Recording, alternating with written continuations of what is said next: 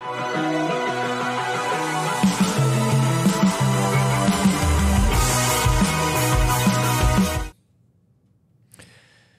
back to the latest edition of the Saints Insider Podcast. My name is Luke Johnson. I'll be hosting today's show. I'm joined by Rod Walker, Matthew Paris, Jeff Duncan. We got a little bit of an updated schedule this week, guys, with the Saints playing on a short week against the Denver Broncos. A lot of stuff to get into. We're going to spend a lot of time breaking down what there is to remain to break down of the really terrible loss to the Tampa Bay Buccaneers this past week. We'll look ahead a little bit, look at some of the problems the Saints are dealing with right now as they get ready to face the Denver Broncos on a short week. And guys, I think when we're looking at this game, we're looking at a team that has lost 4 straight games. The last one was probably the ugliest out of those 4. Teams dealing with a bunch of injuries. I mean, we got to figure out where they go from here, right? So, Rod, when you're looking at this team, you're looking at the state it's in, 2 competitive losses, 2 losses where they had a chance to win it. 1 tough loss on the road to the Kansas City Chiefs. They're missing a couple players. That's excusable, something we all expected. But last week, I think, was something different.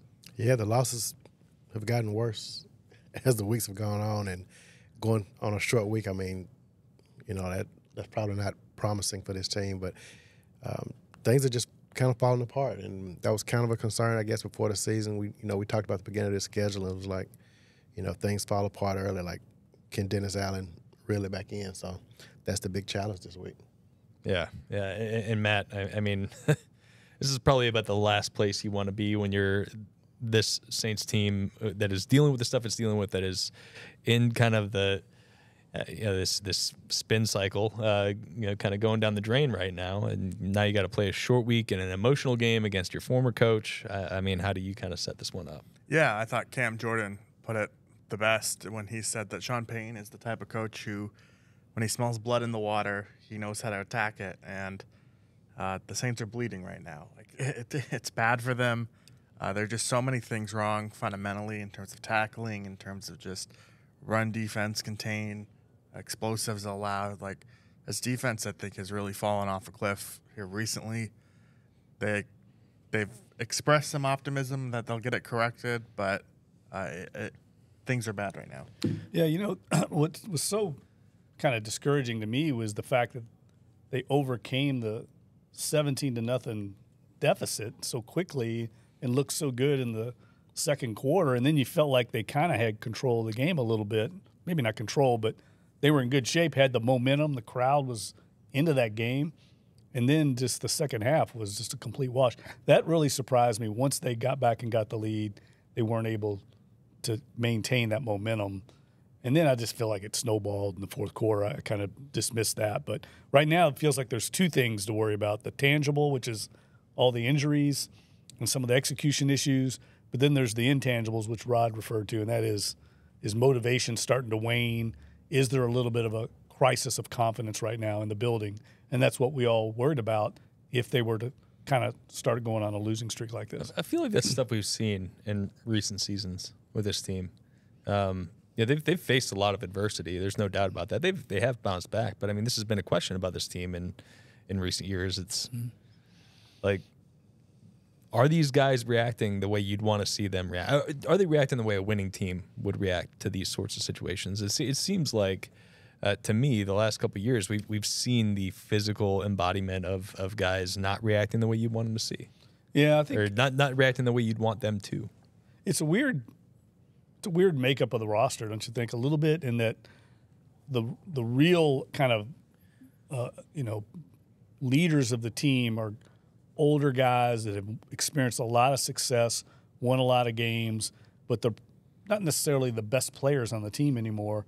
The best players on this team, the most talented players, the younger ascending players, aren't really great leaders to me, at least overtly outspoken leaders. The Chris Olave, say Marshawn Lattimore, those type of players that are still kind of elite at their positions, they're not necessarily the guy. There's a reason they're not team captains, right? So the team captains are the guys that are kind of, I don't want to use the word ceremonial, but they're at the end of their careers in some cases, or they're hurt right now. Right. So it is a little bit of a weird makeup. But I was disappointed that some of the guys didn't speak after the game. I think that's part of being a leader, is being accountable in these types of times, and I don't see enough of that right now. Yeah, and for me, I wonder, like, Juwan Johnson was talking about how when the team leaders speak, you know, he's not really a rah-rah guy, so he couldn't tell you what the team leaders were saying yesterday or 2 weeks before that. He said it goes out in one ear and out the other, and it was like, well, shouldn't there be a collective message where everyone tries to buy in? Now, to Johnson's point, he was saying that you know, you have to look at yourself in the mirror. You have to take individual pride, and if you take individual pride and do your job, then if all 11 do that, then you'll be on the same page. But I don't know. I think there does need to be some collective buy-in from everyone, and I know that goes to individual point. Like, I'm not knocking Johnson here. It's a very curious explanation, and I think kind of indicative of where things have gone wrong for this team. It's not enough collective. It's more about, like, I don't know. There just hasn't been that collective like buy-in, individual, you're saying, kind of individual. But even last year, this team went through this kind of thing, and Alvin Kamara talked after, I can't remember which game it was, but it was a loss, and that was kind of his thing too. Like, all these individual parts need to take accountability for themselves, and that's when they were going through the thing with players not studying on the iPad, or what is it called? Tablet, yeah, whatever, yeah. But yeah, I mean, just individuals just weren't taking accountability. So I think that is an issue. But yeah, I agree with y'all as far as collectively. I mean, they do need some people to step up and kind of like rally the troops, I guess. All right, just a reminder, the Saints Insider is sponsored by Bank Plus. Their banking decisions are actually made here in New Orleans by local bankers who know the community and take the time to know you. From small business to big business, home loans to bank anywhere technology, Bank Plus is here for New Orleans. Learn more at bankplus.net. Member FDIC, equal housing lender. One of the things that just kind of like stands out to me about this team right now is it seems like every week, every new loss, there's a Saints first, or first team since X to do this. I think the one this week is they were the first team to force 3 turnovers and score 27 points and lose by 20 plus in the game. There's a couple of those. Within recent history, the Falcons game was the first one since 1983. Another Saints team, for that matter, to lose a game in which they scored 24 and didn't allow an offensive touchdown to the opposing team. Some of this stuff is just weird football. I think there's clearly a path for this team to have a 500 record right now, or even a winning record, and to have the conversation be completely different going into this Denver Broncos game. But the reality is they're not. And we're going to hit on that in a little bit, specifically as it relates to Mickey Loomis' comments about the team yesterday on the WWLAM Coaches Show. So we will get to that after a word from our sponsor. Nice bike. Thanks. Can I get it back before Saturday? That might be tough. Whoa. Is it just you? For now, let's take a look.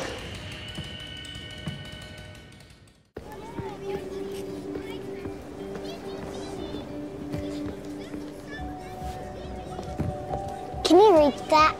How about? There's no better place to parlay than Caesars Sportsbook. Parlay Builder gives you all the game day action from all across the league. Multiple games, legs, and props, all in one spot. It's so quick and easy, you can keep your focus on the games and your nachos. Or if you're focusing on one game, remember, you can place your same game parlays live during the action.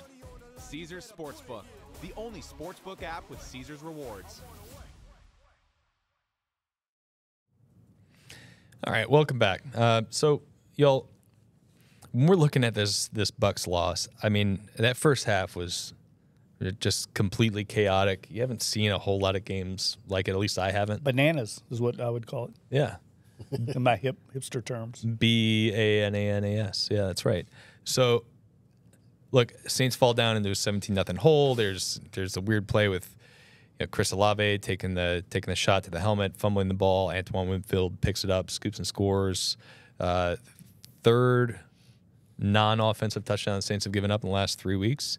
But they show some resolve. They do some really good things. 3 interceptions of Baker Mayfield in the second quarter. They get a punt return from Rashid Shaheed. Spencer Rattler's looking like a legit NFL quarterback. They scored 27 points in the second quarter. That's the first time since the 2018 season. Y'all might remember that 2018 team pretty good, that they scored at least 27 points in a quarter. And yet they still lost, and they lost by a lot to this Tampa Bay team. Jeff, you brought up it snowballed, but it's really hard to fathom losing a game where you get 3 turnovers and a punt return touchdown. All I think on 4 consecutive possessions, I think that was the outcome, or 4 out of 5. And you lose the game by double digits. So, Bobby Hebert, who all of us know, great guy, and somebody who's not afraid to kind of throw some of this stuff out there. He brings that up to Mickey Loomis yesterday on the Coaches Show on WWL, and Bobby is as he's wont to do. He's like, at what point does this fall on the head coach? The way Bobby put it was.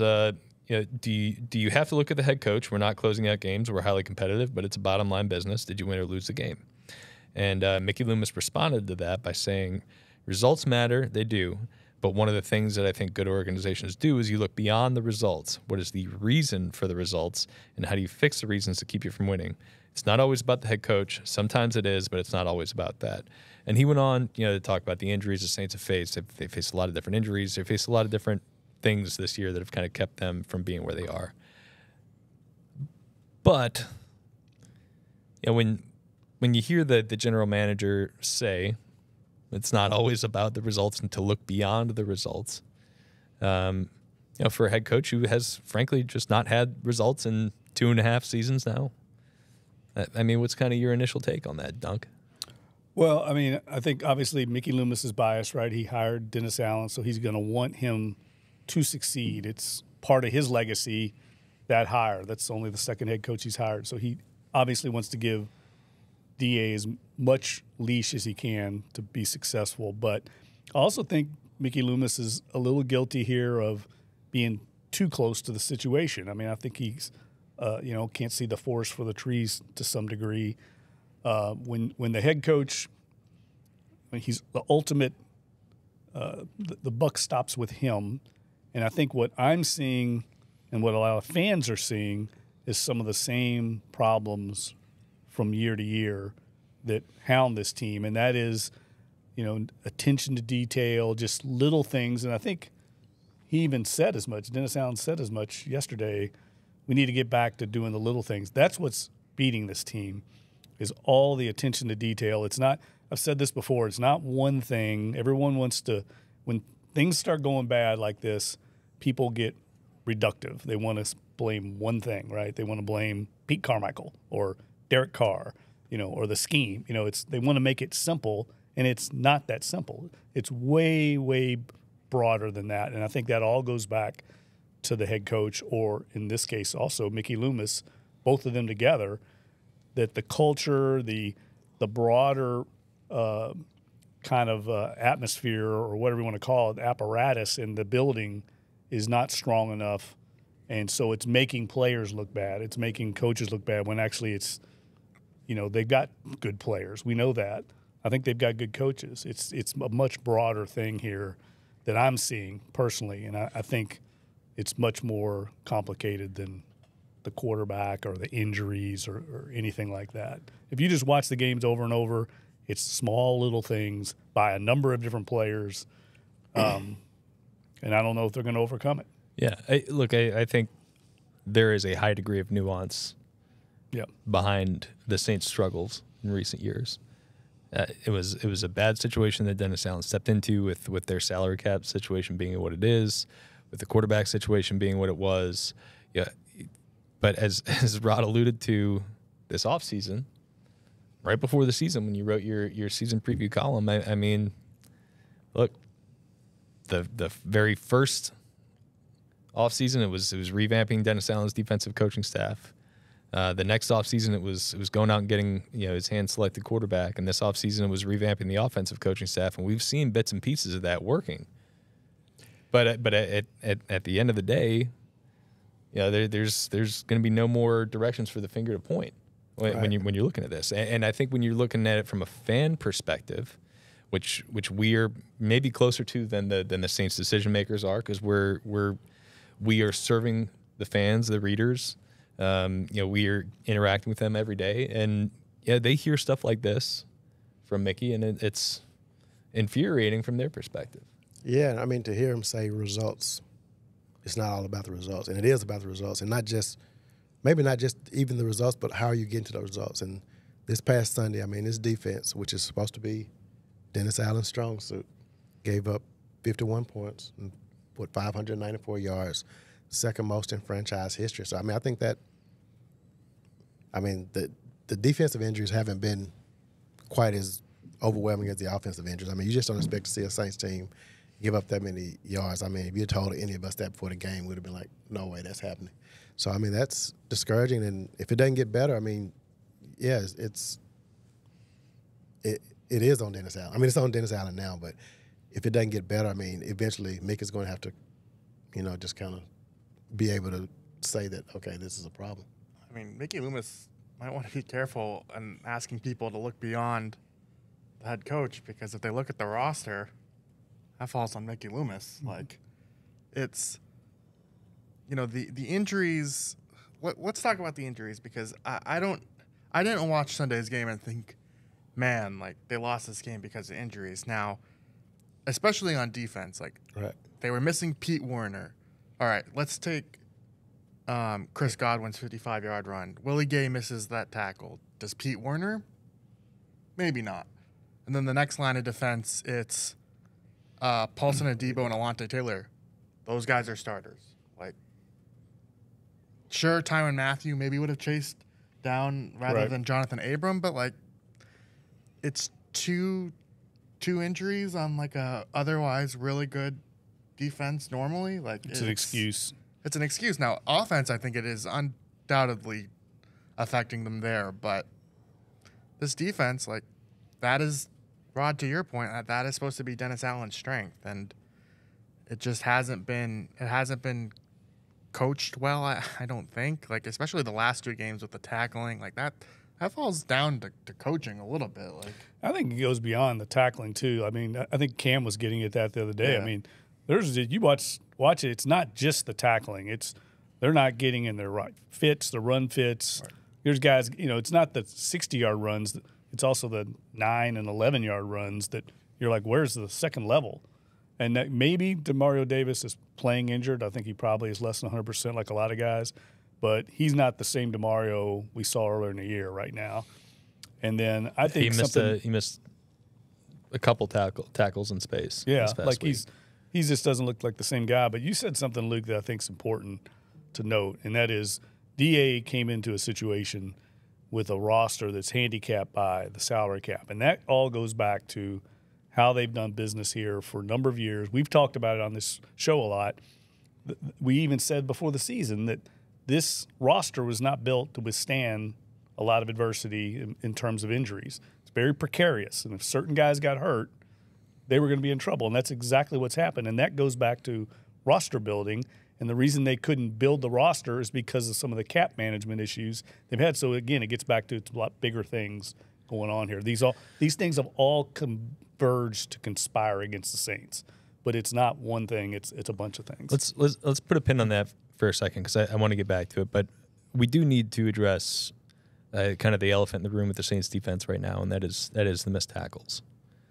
We are on, I think, 3 or 4 straight weeks where they have had a dozen or more missed tackles in a game, which is probably what you want your high watermark to be in a season. You definitely don't want to be hitting that number week after week after week. So, look, I think we have this queued up as is this something the Saints can fix quickly? I'd rather look at it as what do you guys think the root of this problem is? So I think there's a lot of different ways you could take this.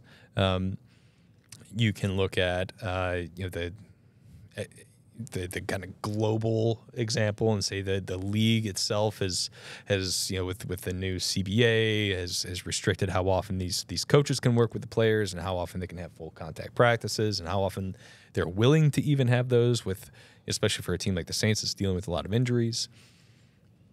Or you could look at it from an up close problem, an up close way, and say this is a Saints team with a lot of talent on this side of the ball, guys who are proven playmakers on that side of the ball, who are failing to get the job done. So when you guys are looking at this problem, this consistent problem, and Rod, I'll start with you. I mean, what's kind of the most glaring thing for you, and how do you think they kind of get around this?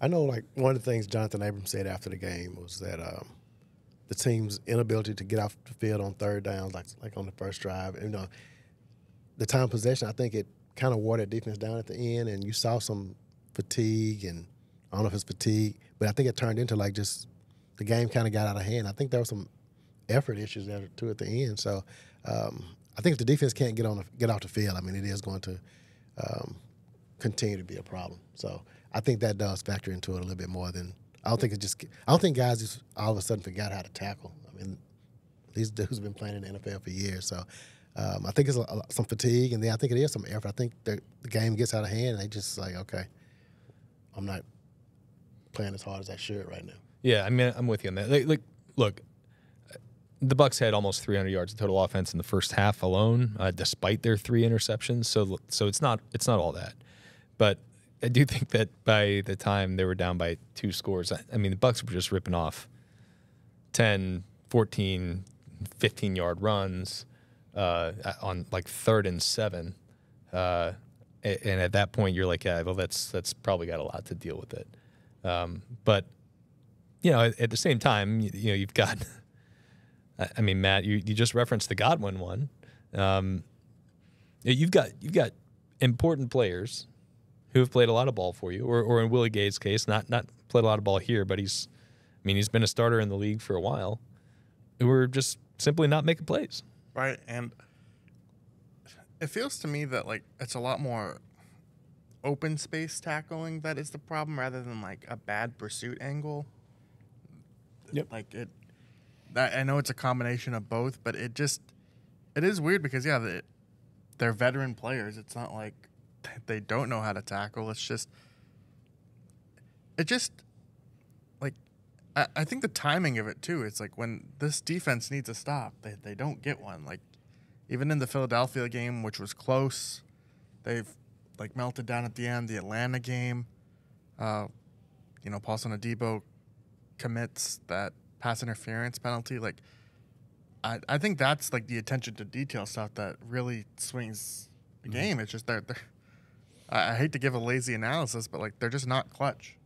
Yeah, this isn't a clutch defense. And I don't buy the lack of practice. I mean, every team in the league's got to deal with that. So it's the same for everybody. And I think we've seen this team tackle well. Like, I never thought about them being a bad tackling unit. I think specifically in the secondary, a lot of guys who are missing tackles, Alontae Taylor, Paulson Debo, Marshawn Lattimore, all of those guys have proven themselves to be very good open field tacklers. Totally. I mean, Alontae Taylor was playing lights out, and he's just had a couple bad, games in space. But I do think, and I haven't seen enough specific examples of this, but often when you miss tackles and you have these explosive plays, that does speak to pursuing the ball. Like, is everybody running to the ball? Okay, so you missed the tackle there between the Debo and Taylor. Where's the pursuit on that? Where's the pursuit coming from behind to run him down? Cam Jordan does that every time. That guy, say what you will about him, he busts his butt on every play. He's not the same player he was, but the effort is still there. I'm not sure all the rest of the team is doing that, and that's why a guy goes 60 yards instead of maybe getting tackled after 20. And that's something that coaching staff has to, we talked in the offseason a lot about accountability on the offensive side of the ball wasn't being enforced when guys were making mistakes. That's got to happen on the defensive side. Does it take sitting down a high-profile player? I mean, maybe so. Maybe something like that. They need some kind of bold move by the coaching staff to kind of get some people's attention. And some of the players talked about that after the game too. Like, we got to get all 11 guys running to the football, and they're not doing that anymore. Right. Yeah, like on Godwin's play, the closest tackler at the end, I think, was Taylor and maybe Adebo. Like, after they missed, they sprinted down. Yeah, they got up and sprinted, but there weren't too many others around. Yeah, and like Taylor, he flies in there. He's just guilty of trying to get the knockout blow and stuff. I mean, I think he'll be fine. He's just an intense guy that needs to wrap up sometimes. But I think it's the other stuff that worries me more, what we're talking about. Yeah, like I think all of us maybe would be in agreement that this is something that is eventually going to be sorted out for this team. I mean, maybe. I just think that historically, and I know, Matt, you're working on a piece about this right now, but historically they've been through rough patches defensively, and Dennis Allen has found a way to get the team turned back around. But I do think that there's the missed tackling is just one obvious glaring element of a defense that has kind of got a lot of failures right now. I think the pass rush, while it has been putting pressure on quarterbacks, it has really had trouble getting them down.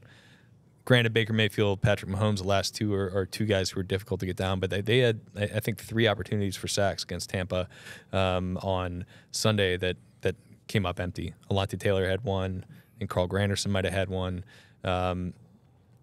We are seeing coverage busts. Sean Tucker, who had like 80 career yards from scrimmage coming into this game, had about 180 in this game, and on one of them was a 36-yard touchdown to kind of answer this Saints 20 unanswered points to take the lead, where he was completely uncovered and then almost untouched on the way to the end zone. Right. I think we're seeing way too many issues on that side of the ball for a unit that is way too experienced, with a head coach or a defensive play caller rather, who has way too many skins on the wall. They should not be playing this way. Yeah, and Dennis Allen was pretty adamant that he's like, look at my track record. We get this cleaned up. And so I looked, and I mean, to his credit, like, they do have examples. In 2022, they were, the first 6 games, they were allowing. Oh, are you hitting on the red zone defense? Because it was like, maybe it wasn't 22, but at one point they threw like 6 or 8 games. They had like the worst red zone defense in NFL history. That's right. No, I wasn't. But sorry. No. That's. I'm gonna pick your brain after we record here, because I do need to, get some more details on that. But it was 342 yards per game through the first 6. That ranked 17th. Over the last 11, it was 299.5, which was 4th. In 2021, when they went on that 5-game skid after Jameis got hurt, they were allowing the 23 most total yards. The rest of the season after that, they were first. So there is a little bit of response there. Now, last season, during that 3-game losing streak, they were 24th, and then the rest of the way they were 21st, but they went 4-1. And I think the Rams game, where they gave up a ton of yards, really distorted that too. So I do think the defense does play better, but why this is such a problem, and why I think it's a problem of the Dennis Allen era, is that you look at those seasons and they aren't able to overcome that whole collectively. Like, they do play better, but in 2022 they finished 7-10, no playoffs. 9-8, just missed the playoffs. Like, yes, they can respond, but they're responding almost too late. Yeah, reactionary. Yeah. Reacting to, like, the crisis instead of just not letting the crisis even happen. So, yeah, I think it's disturbing. And the other thing I've seen a lot of is guys just not getting off blocks, like that to me is more disturbing than the missed tackles. I think they'll fix that. It's guys getting plastered on the block and just continue to be plastered the whole time and not. I know sometimes you're forcing a play inside, but there's just too many guys not getting off those blocks. I mean, it's basic football, and a lot of that comes down to effort and technique. All right. I do want to hit on one thing before we move on from Sunday's loss to Tampa. The big story for the Saints going into this was rookie quarterback Spencer Rattler getting his first career start, NFL debut beyond that. So, yeah, I know we all talked last week kind of about what we were expecting, and Matt, you were almost spot on, actually, in exactly what you're expecting. I think maybe outside of the passing yardage numbers. And I was a little off on the rushing yard, and I was totally off on the score, but we'll ignore that. We'll ignore the score.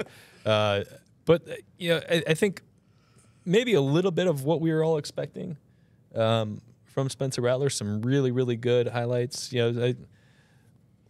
Some rookie mistakes. But after you watched him go through that and that game, coming back from the 17-point deficit, are you more or less optimistic about what you'll see in his second start against a really tough Broncos defense?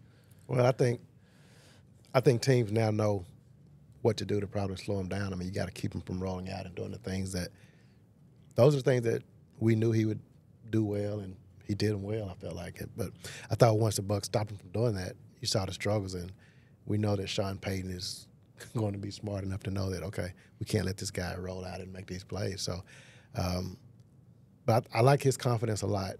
I mean, he realizes that he knows the things he didn't do well. So I do think he has the ability to play better, but I do think Sean Payton's going to probably really limit what he can do this week. Matt, you want to take a stab at another statistical line for Spencer Rattler, or you just want to offer a take here? Yeah, I'll just offer a take. I do think the Broncos are going to present problems for him. That game really changed once the Buccaneers started getting pressure on Rattler, and you look at Denver's defense, and they blitz more than any other team in the league. I think Vance Joseph has done a really nice job there. They could be without Pat Surtain. He suffered a concussion, like it, so that's going to be a big loss for them. But Rattler may not have Olave or Rashid Shaheed either, so I guess Juwan Johnson. Take some time. Yeah. Hey, tight ends, they just have Just run 13 personnel yeah. the whole game. Yeah, see what happens. I think ask Sean for A.T. Perry. Can they borrow A.T. Perry for one game or something? Yeah, A.T. Perry's going to say no. Oh, the A.T. Perry revenge game. Do you send him out for the coin toss? I bet he does. Although there are about 30 former Saints to choose from. Dunk, what'd you think of Rattler's game? Rattler. Well, I mean, I think he was put in a very difficult spot, obviously, with all the injuries, and he didn't get a lot of help, I don't think, in any way from the team. Oh, Bub Means. Well, Bub Means stepped up. That's it. I mean, they couldn't run the ball, so that was obviously part of the recipe, is to be able to run, take some of the pressure off him. That was almost non-existent. They had some drops. I mean, Alvin Kamara dropped at least 2 that I thought were catchable. Cedric Wilson had a big drop. Drop, yeah. So, and then the defense didn't help. I mean, if you get a few stops and you're not under pressure to make plays, and I think late he was just trying to play catch up, and so he was in a tough spot. I thought he looked good. I think more than the actual physical, the tangibles. I was impressed with the intangibles, his poise, like Rod said, his confidence. I mean, he believes in himself. There's no doubt about that. But he's going to continue to be under siege until they show that they can handle it. And this also goes back to the injuries, I have to say, is you got a whole new interior. Everybody knows it. And they're sending all these A-gap pressures and delayed blitzes.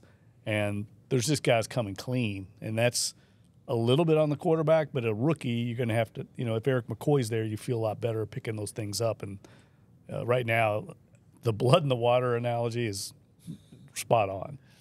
I think my take is that the Saints clearly found a NFL quarterback in the draft this year. I don't know if he's ever going to be the starter here. I agree with that too. But I think I've watched a lot of rookie quarterbacks in the past really struggle, and it's really obvious that they're overmatched and overwhelmed from the get-go. And that they need time to adjust to this level. I did not see any of that from Spencer Rattler. I thought his poise was really fantastic in this game, and the physical skills are clearly there. The guy can play ball, but it's the other stuff that is really hard to quantify, whatever. And I think he's got that.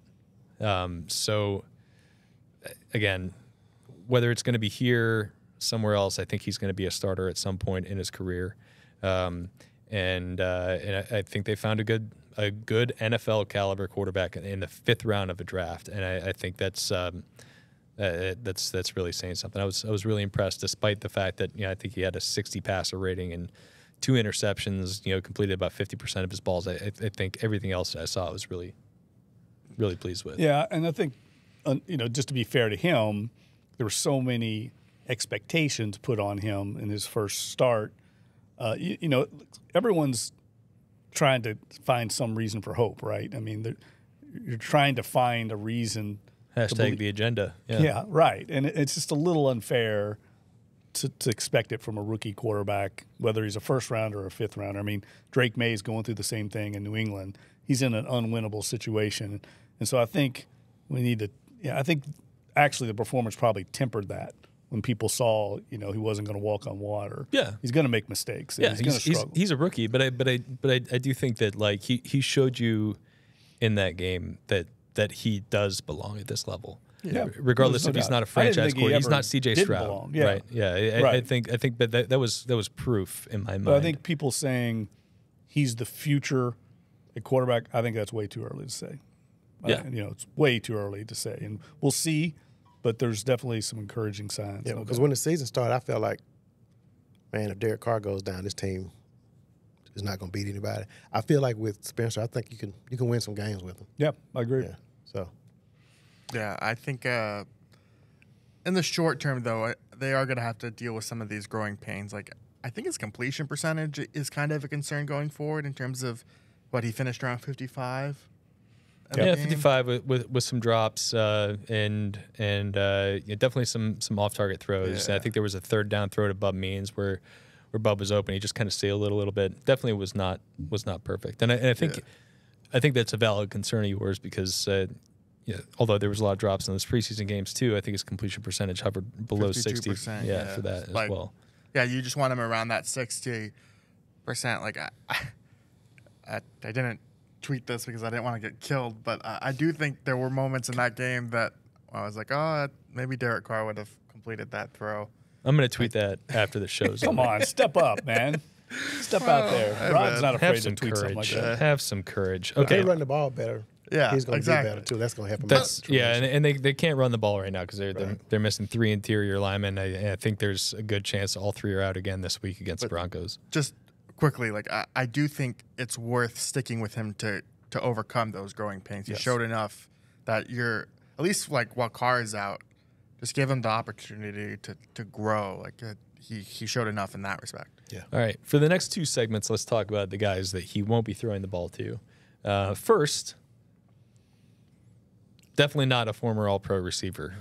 Okay, so this is today's Saints Transaction Wire segment, and it is proudly sponsored by Associated Grocers. Join our team and help support the success of local independent retail grocers. Apply today for available positions at AssociatedGrocers.com. Devontae Adams, not a Saint. That guy went to the New York Jets today. That was the other team kind of in this sweepstakes for him all along. I think I was a little curious whether he was going to get moved at all, just considering the Jets and the Saints have both kind of gone in the tank since those negotiations started. But the Saints were definitely involved in this Devontae Adams sweepstakes. At one point, I think Ian Rappaport said they were the most aggressive team. It was either Rappaport or Schefter who tweeted that, maybe both. Saints were definitely in on it. Devontae Adams was open to the idea of playing with Derek Carr. Derek Carr's obviously hurt. Both the Saints and the Jets are 2-4. The Jets have already fired their head coach. He goes there anyways, links up with Aaron Rodgers. Probably the right move, guys, that the Saints didn't mortgage even more of their future assets to bring in a guy to help a team that's kind of, I don't know, maybe not going anywhere right now. I would say so. And I wasn't really one of the ones who was on that, let's go get Devontae Adams. I wasn't on that bandwagon really, but they could use him this week though because they need a receiver. But we'll get to that in a second. Yeah. But yeah, I think the Jets is probably a good place for him to go. Yeah. What was it? What did the compensation end up being? It was a conditional third that turns into a second if he's a first team or second team All-Pro. Well, that's not happening. Or and this isn't happening either, if they make the AFC Championship or the Super Bowl. And he's on the active roster. So it's a third-round pick. Yeah. I let's just be real about it. Like they had to know that is like that falls under highly unlikely to be earned incentives, right? Because I mean there are way too many good receivers in the NFL for a guy to be an All-Pro after essentially not playing in half of the first 6 games. I think if I were the Saints, a third, even a third, probably would have been Like I might have done a third, but if you're talking about a third, another, I don't know. It seems too high for me. Yeah, I think I would have done I think I would have done it in terms of. And the Saints also would have probably had to have given up more, considering that the Raiders would have had to take on. Well, money. yes, this is. I think I would have done it if it was just a third, and the Raiders would have eaten some of the salary. But the reason why the Jets had such a leg up here was because they had the salary cap space outright to absorb Adams. Where, I think it was smart of the Saints not to do all those cap gymnastics. I think he definitely would have helped them though, and even with Olave and Shaheed, like if they were healthy, he would have been a really intriguing piece. But given where the Saints are at now, I don't really blame them for not being super aggressive. But I do think he would have helped them in the long run, even if it costs giving up a third or even a second. Can he tackle? Yeah, can he play corner? No, I'm sure he's chased down I think it came down probably the compensation, right? They just didn't feel like that. I mean, the Saints were probably being aggressive, and by being aggressive, that means asking them to buy out some of his salary or take on some of his salary, and the Saints probably were not offering a high draft. So you can be aggressive, but in the end, what are we doing here? And so I think I personally was not on that train either. I was with Rod. I think they've got so many other issues. He would have definitely helped them, but he's got a big name, and so everybody gets excited about having a big name. But I don't think he's going to help the Jets. I don't think they're going anywhere either. So it's just kind of a what do you call it? Well, still a very good player. I mean, I think he caught up more than 100 passes last year with Aiden O'Connell and Jimmy Garoppolo throwing him the football. Like he would have helped the team for sure. But you're also talking about a player who's going to turn 32 this year.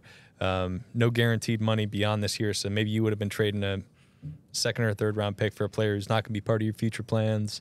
I get it. I personally think he would have really helped the team. I think that the Saints, although it's hard to say right now in the midst of or on the heels of 4 straight losses, they still do have something to play for here. They are 2 games back, but it's 6 games into the season. They could be 1 game under 500 after this Thursday. It's a very winnable game against Broncos, even despite all the injuries. So I get the interest. I get why you're talking about bringing him in, but I think at the end of the day, you're looking at adding another player in his 30s onto a team that already has too many of them and already has way too many resources committed to future years and already too few resources committed to getting younger on the team. You can't take away one of those very valuable day 2 draft picks. Okay, let's get to the injuries here, guys. And there are a lot of them. Saints didn't practice yesterday, so this is just an estimation. 17 players on the injury report. Several notable players in the injury report. I think we can all assume that Chris Olave is not going to play on a short week after he just got a concussion. His 4th concussion in the last 5 football seasons, dating back to his days at Ohio State. Rashid Shaheed, Matt, potentially dealing with a maybe serious knee injury. Concerning was the word from Rappaport. Yeah, that's not good. Look, let's dive into the injuries here in a second. First, we're going to take a quick break. We'll get back to it, and we will kind of really look closely at these 17 guys in the injury report.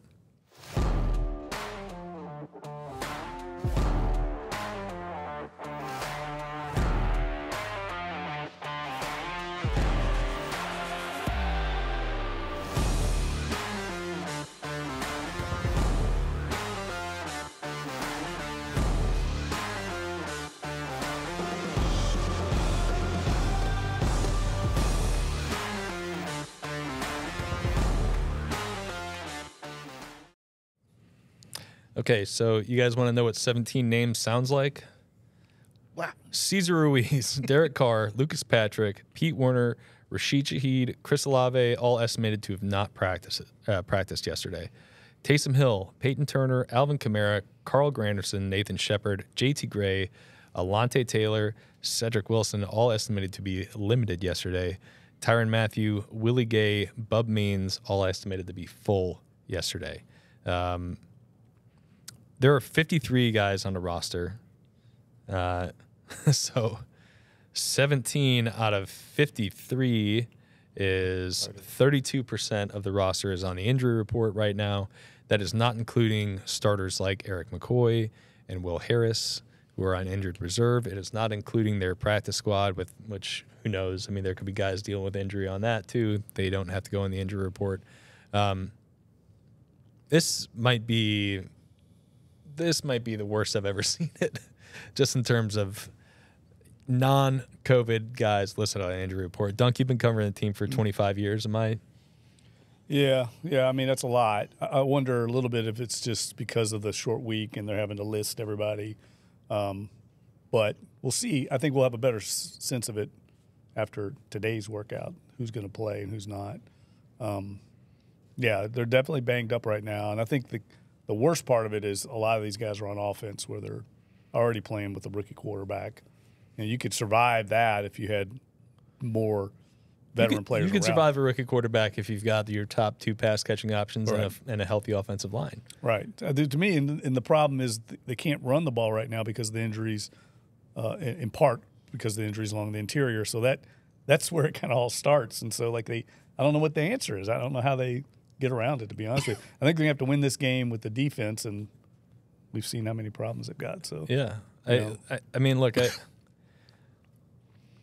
this is something we kind of talked about going into the season, like with this offense and the way it's constructed. Like you can hide one guy on the offensive line. You can't hide your entire offensive interior. Right. Last week they had Connor McGovern starting at center. He'd been with the team for 10 days. You had Nick Saldiveri, college offensive tackle, starting at left guard, and you had Landon Young, college offensive tackle, starting at right guard. Two players who had a combined 3 starts at offensive guard before that game. I mean, I don't know what you're supposed to do, and especially with the run game. I mean, you can really see it show up in the run game. Let me say this. I mean, I don't think it's an excuse. I mean, this is me. No, well, I mean, every team in the league's got guys out. Nothing's ever going to be an excuse, but that These is are 2 draft picks they drafted. A lot of teams will be starting. Worse players.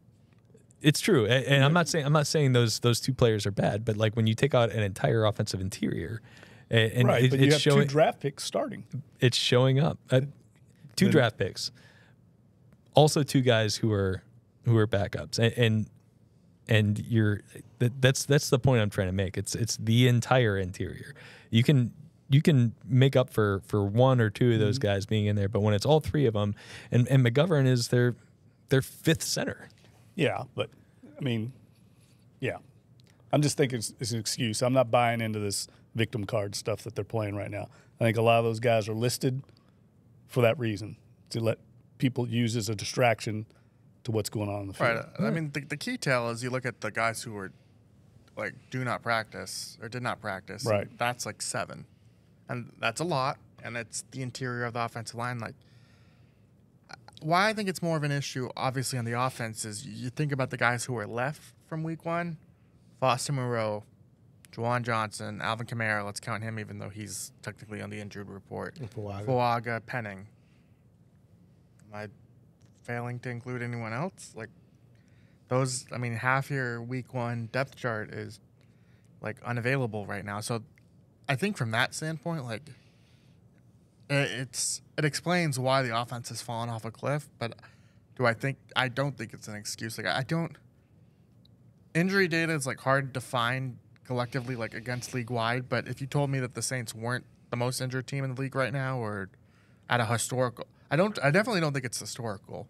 I'll say that. I feel like that Ravens team from a few years ago in 2021, they were really banged up when they went 8-9. I think the Niners, one of those years.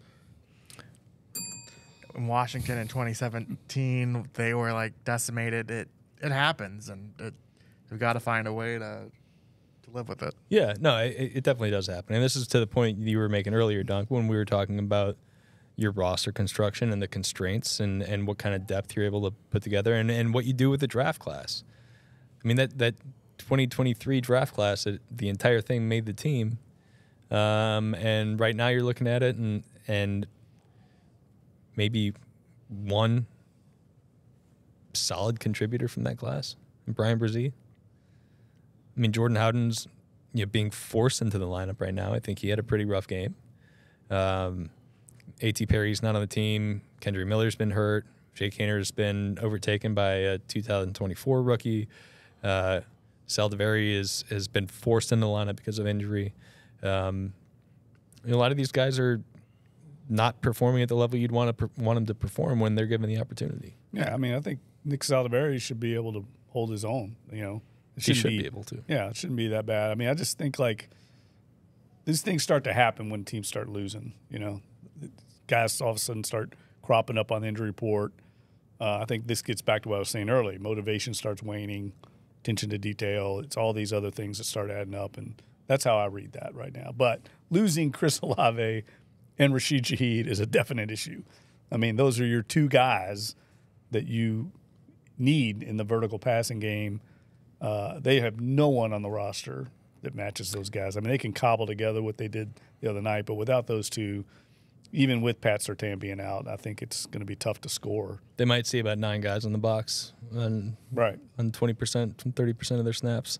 You can make an argument that Rashid, I guess 2 weeks ago we said Alvin was probably the offensive MVP, but you can almost make an argument for Rashid now, I feel like, especially when you throw in what he gives his team on special teams. And, that's a really big blow for this team.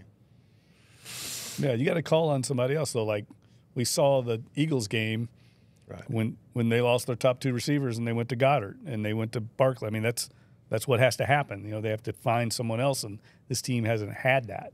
And so that gets back to the bigger picture of what we talked about, roster management and where their depth is.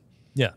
And I think to Matt's point, this is definitely not historical, and they're probably not the worst in the NFL even right now. I mean, other teams have put a lot more guys on injured reserve. It just so happens for the Saints that a lot of the guys they have dealing with stuff right now are some of their most important players, and they don't really have the guys behind them to make up for that. We went for a pretty long time today, and it's tough because we're going to be right back here tomorrow. We got a Thursday game this week, so we're going to kind of squeeze 2 shows in. We will use tomorrow's show to look ahead to the Saints matchup against the Denver Broncos. We'll talk a lot about Sean Payton's return. Dunk, I'm not sure if he can be on the show tomorrow, but I'm sure Dunk has a lot of stuff to say about it, seeing as how he was around Sean Payton for about 45 years. He will be. I'm off. Okay, great. It's good to know. Good to know that we're kicking the guy off the show who didn't cover Sean Payton. So we will be back out here tomorrow. Zach Ewing will be back in the host seat, so I can offer some more of that important analysis I know y'all are looking for from me. For Rod Walker, myself, Luke Johnson, Matthew Paris, Jeff Duncan, and our producer, Norman Bell, thank you for watching and listening. If you have not subscribe, please do so. Give us a 5-star rating. We would very much appreciate it. Until then, we will see you tomorrow. Thanks for stopping by.